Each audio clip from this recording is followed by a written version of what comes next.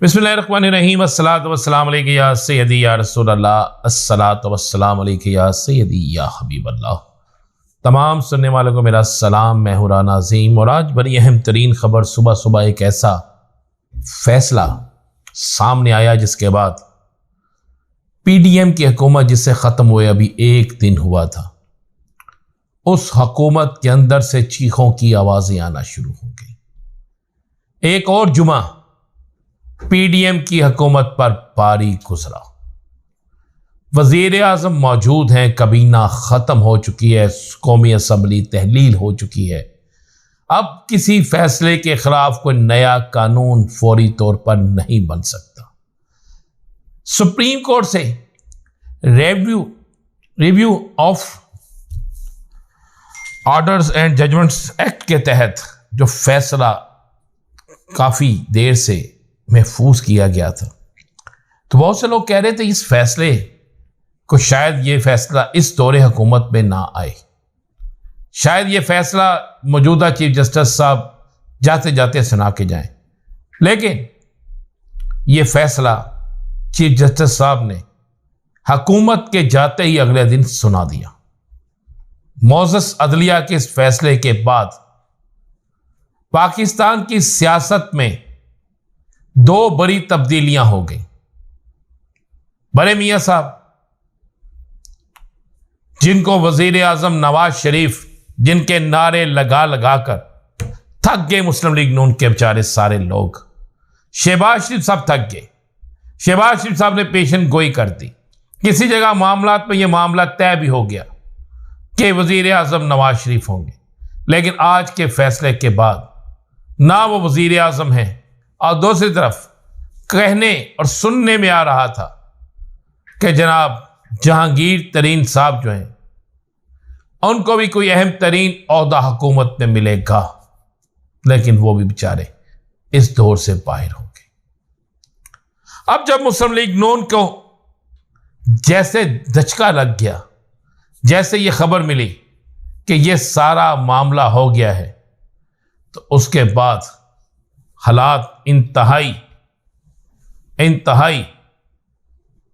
पेचीदा, इंतहाई संजीदा और इंतहाई मुश्किल हो गए। दूसरी तरफ एक तो किस्सा मुख्तसर हो गया जी, मियां नवाज शरीफ की पाकिस्तान के अंदर पार्लियामेंट की सियासत खत्म हो गई।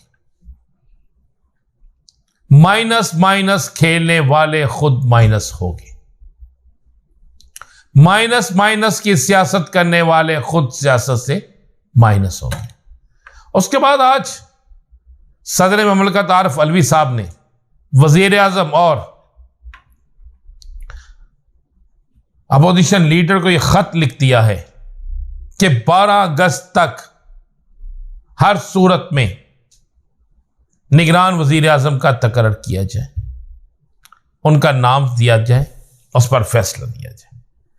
क्योंकि अभी ये 8-9 दिन खेलना चाहते थे, अब ये खुद फैसला ना करना, पार्लियामेंट्री कमेटी में भेजना, उसके बाद इलेक्शन कमीशन को भेजना, ये एक सिलसिला चल रहा था।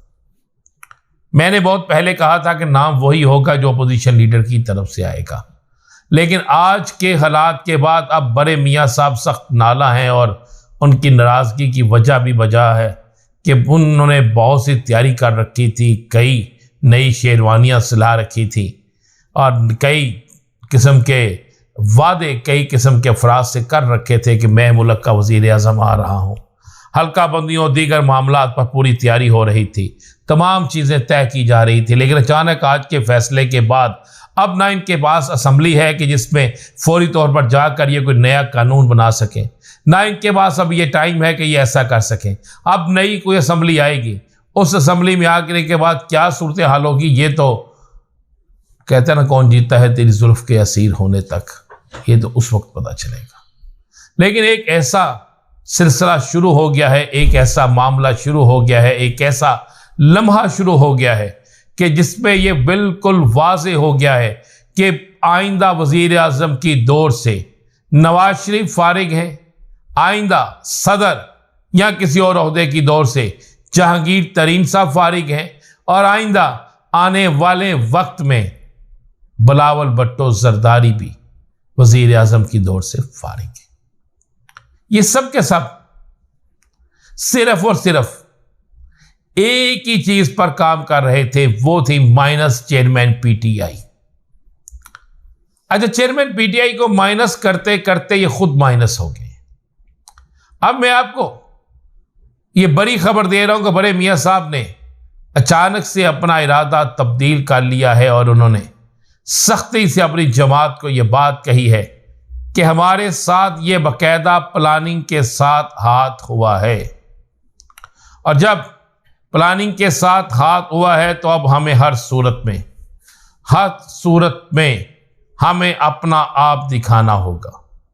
अब हमें बचने का एक ही हमारे पास रास्ता है, और वो रास्ता ये है कि हम निगरान वजीर आज़म अपना लेकर आए।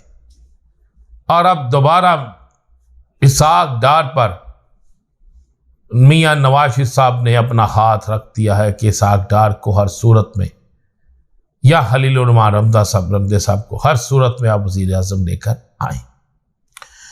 क्योंकि आज 11 तारीख हो गई, और 11 तारीख यानी आज के दिन के बाद एक दिन रह जाता है जिस दिन में इन्हें हर सूरत में ये फैसला करना होगा। अगर इनसे ये फैसला नहीं होता तो फैसला किसी और तरफ चला जाएगा।